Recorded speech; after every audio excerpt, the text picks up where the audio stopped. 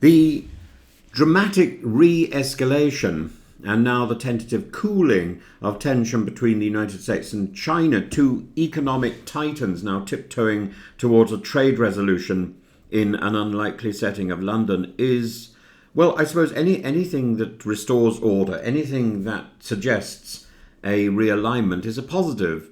President Donald Jessica Trump has announced a fresh round of talks between the US and Chinese officials after a rather theatrical display of temper tantrums, tariffs, retaliations and rhetorical fireworks over the last month. And while this moment might look like détente, I suggest we regard it as more of a high-stakes performance, a kabuki dance of brinkmanship rather than a path to resolution. We should recall where we left off. In Geneva, barely a month ago, both parties agreed to a 90-day tariff truce.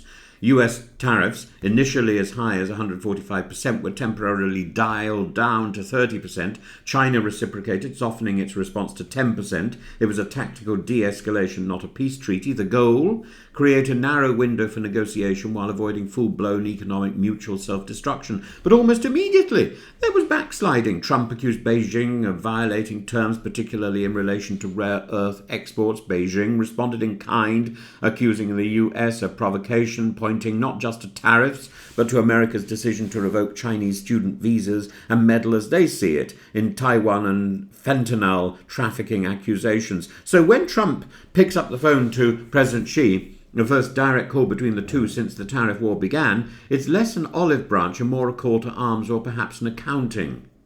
But it is a positive. Why London?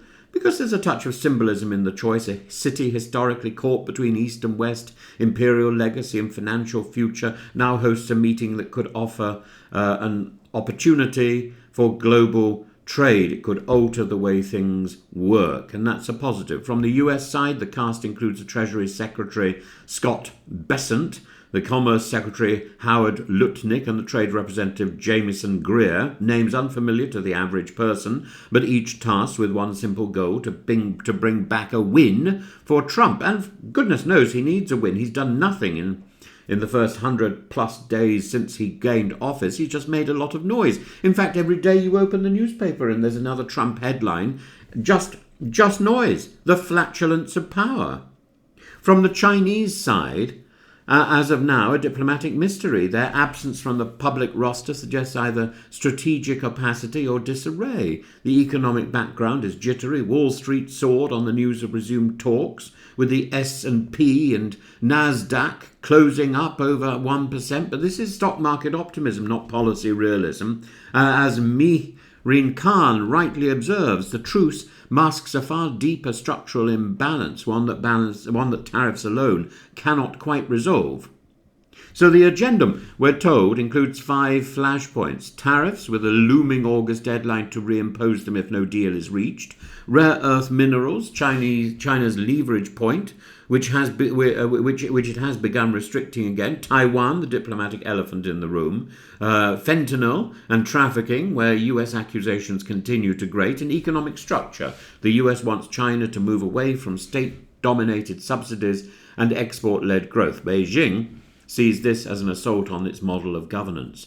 None of these are easily resolved, indeed many are irreconcilable. But let's not forget the student visa issue. China is pushing for a reversal, and the US sees visa revocations as a national security prerogative. Here we touch not on trade, but ideology, on mutual suspicion rather than mutual benefit.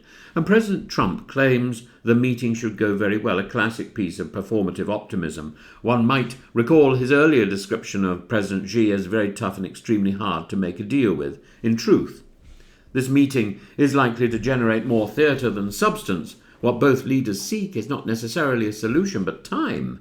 Time to posture, time to distract, time to defer economic pain until after key domestic deadlines.